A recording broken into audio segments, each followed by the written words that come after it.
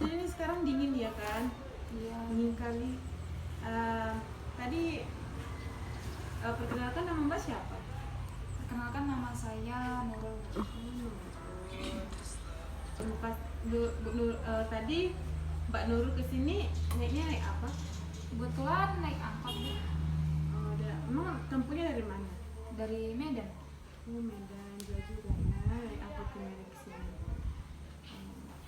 Mbak Nurul mau dipanggil Mbak atau kakak aja? Mbak aja. Mbak aja. Mbak udah apakah udah pernah konseling atau baru pertama kali? Baru pertama kali ini Bu. Oh, baru pertama kali ini ya konseling? Iya. Oh, di dalam saya akan menjelaskan ya. Di dalam konseling ini ada beberapa hal-hal yang dimana itu yang jadi konseling itu adalah saya yang akan mengatasi masalah-masalah Mbak yang dimana itu mengatasi masalah-masalah klien yang dimana itu kliennya itu Mbak, dan ada juga tujuannya supaya membantu menyelesaikan masalah Mbak yang sedang dihadapi sekarang. Baru pasti Mbak kesini membawa masalah kan? Kalau nggak membawa masalah nggak mungkin datang kesini kan? Iya. Jadi ada juga di sini fungsi konseling yang dimana itu satu fungsi pencegahan yang dimana seorang konseling saya dapat membantu mencegah masalah-masalah yang sedang dihadapi Mbak sekarang, dan ada juga fungsi pengembangan yang dimana saya dapat membantu Mbak mengembangkan kesadaran diri ataupun kebutuhan diri Mbak. Ada juga yang dimana itu asas-asas yang mana itu asas kerahasiaan. Nanti saya akan merahasiakan apa yang Mbak ceritakan kepada saya, dan Mbak ungkapkan, saya akan nanti merahasiakannya. Dan ada juga asas keterbukaan. Mbak kesini akan terbuka menceritakan masalah Mbak kepada saya. Mbak akan tidak ada di dalam sini rahasia-rahasia antara kita berdua, dan ada juga ada juga asas kemandirian. Nanti saya akan membantu Mbak mengatasi masalahnya, dan bila nanti sudah saya siapkan, Mbak akan nanti secara mandiri untuk menyelesaikannya, mengatasinya tanpa bantuan dari konselor lain. Dan juga asas kesukarelaan. Mbak tanya-tanya ke sini dengan sukarela kan, tanpa ada bantuan orang lain, tak paksaan dari orang lain gitu. Iya, sukarela Bu. Kan? Di dalam konseling itu juga ada kontrak yang dimana itu kontraknya berwaktu cuma 40 menit. Bila lewat dari 40 menit kita akan lanjut nanti ke minggu-minggu depannya atau hari-hari depannya juga. Ada juga janji konselor yang dimana saya Lutfi Suryani sebagai konselor, saya berjanji bila nanti Mbak menceritakan masalah Mbak ataupun kesulitan Mbak, saya dapat mengatasinya, membantunya dan membimbingnya ke jalan yang benar, dan bisa mengubah Mbak percaya diri lagi atas masalah-masalah yang Mbak alami. Nah, apa ada lagi yang ingin ditanya ke Mbak? Enggak Bu. Udah jelas? Sudah Bu. Di hari ini apa sih yang membawa Mbak datang ke sini, dan apa sih masalah yang ingin Mbak ceritakan kepada saya? Jadi begini Bu. Saya dulu punya kakak, tapi sekarang saya juga masih punya kakak ya. Cuman kakak saya itu pergi dari rumah karena punya masalah dengan saya. Iya Bu. Jadi suami kakak saya itu suka sama saya. Jadi kayak apa ya, seorang kabak nipah suka kepada adiknya gitu. Iya Mbak. Jadi suami kakak saya itu suka sama saya, tapi saya tidak suka. Lalu suami kakak saya itu sangat emosional Kak. Iya, Bu. Jadi dia itu suka marah-marah sama kakak saya, sampai kakak saya masuk rumah sakit karena KDRT dia, karena saya menolak dia. Lalu dia setelah masuk rumah sakit, gak lama dari situ mereka berpisah dan kakak saya marah sama saya, Bu. Saya tidak tahu kenapa kakak saya marah sama saya, padahal saya sudah kasih tahu kepada kakak saya kalau saya tidak menyukai suami dia. Menurut Ibu, saya salah atau enggak ya, Bu? Soalnya dalam hati saya itu selalu merasa bersalah, Bu. Jadi di situ adek merasa bersalah ya karena berantem itu gara-gara adek gitu ya. Iya. Agak sulit juga ya. Mungkin ada nggak menjelaskan kepada kakak, Mbak nggak menjelaskan kepada kakak Mbak itu bahwa Mbak itu nggak ada hubungan, nggak suka sama dia, cuman dia aja yang suka sama adek gitu. Sudah, Bu, sudah saya jelaskan, tapi kakak saya tidak percaya dengan saya karena suaminya sudah begitu menginginkan saya, Kak. Bu, begitu lah, Bu. Apakah kakak Mbak itu nggak nanya-nanyakan kepada suaminya gitu?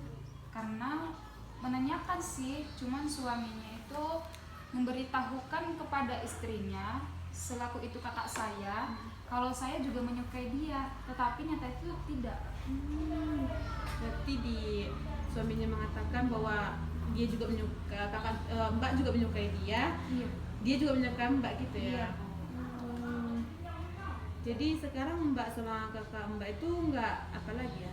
Sekarang kami sudah nggak komunikasi lagi karena dia marah sekali sama saya, Bu. Jadi dia nggak mau bertemu sama saya dan dia katanya sudah benci sekali dengan saya, tidak ingin memiliki adik seperti saya. Itulah yang membuat hati saya sekarang janggal. Mbak nggak berkomunikasi dengan keluarganya gitu kan, bilang sama keluarganya, minta tolong bilangkan sama kakak ini, aku nggak ada hubungan sama kakak ini, dia cuman yang menyukai aku nggak menyukai dia gitu. Mbak nggak ada komunikasi dengan keluarganya? Tapi keluarga kakak saya cuma saya dan orang tua saya, Bu. Kalau suaminya kan udah berpisah, jadi sekarang dia itu sudah pergi merantau dan nggak pernah pulang.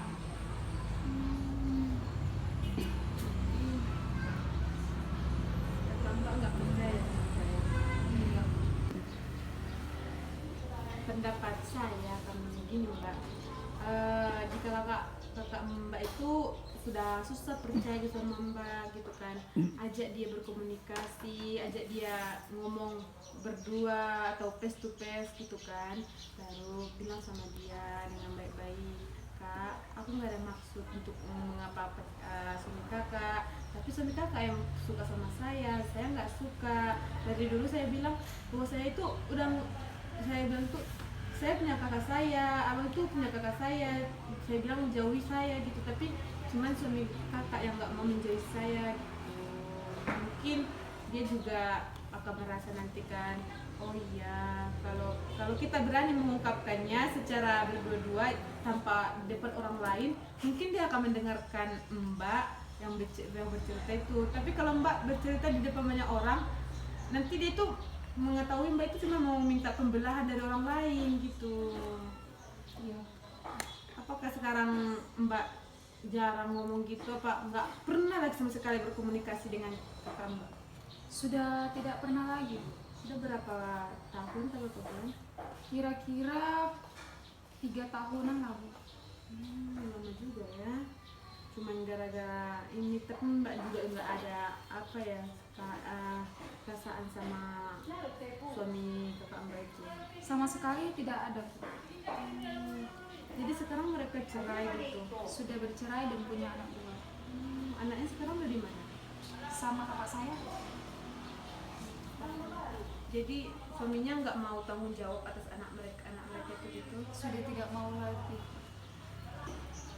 Menurut saya kan gini Mbak ajak aja keluarga Mbak seperti orang tua gitu kan, aja gitu menemui kakak Mbak yang sedang di mana tadi Mbak bilang?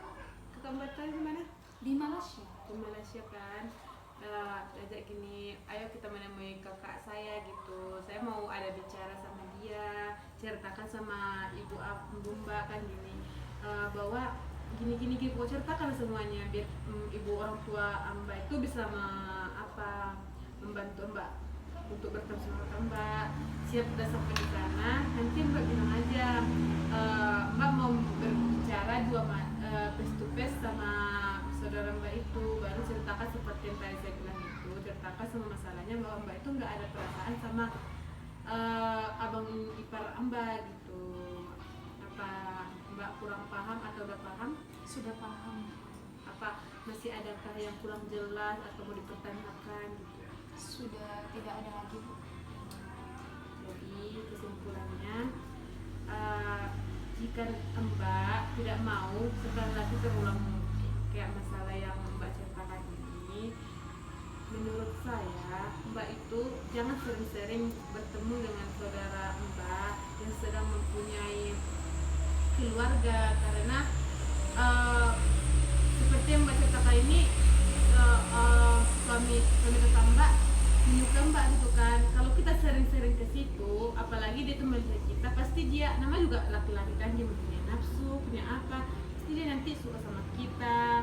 Kita pun nggak tahu kan ada setan gitu, kita juga bisa suka sama dia, nanti berlaku kan nanti rumah tangga berantakan gitu. Makanya kalau Mbak jangan sering-sering bertemu dengan kakak Mbak. Kalau datang pun suka sekali, jangan kayaknya itu berbulan-bulan, bertahun-tahun, lama-lama gitu kan. Nanti kita nggak tahu itu setan, nanti timbul cinta apalah gitu. Pas sudah jelas Mbak? Nah, dan di sini sudah masalah Mbak sudah siap, dan jika ada yang kurang paham atau kurang jelas yang saran yang saya berikan kepada Mbak, nanti bisa juga Mbak nanti datang ke sini lain-lain waktu, karena di dalam konseling itu cuma ada batas waktunya 40 menit. Ini sudah lewat dari 40 menit kan. Jadi nanti Mbak datang ke sini bila memang belum betul sembuh-sembuh, masalah Mbak ini masih terngiang-ngiang dalam pikiran Mbak datang aja ke sini, lalu kita akan mengatasinya lagi seperti biasanya kita kasih. Dinda, kami suruh Dinda. Dan Dinda. jadi Isang muli, mamamnya. saya Mbak Hakin udah.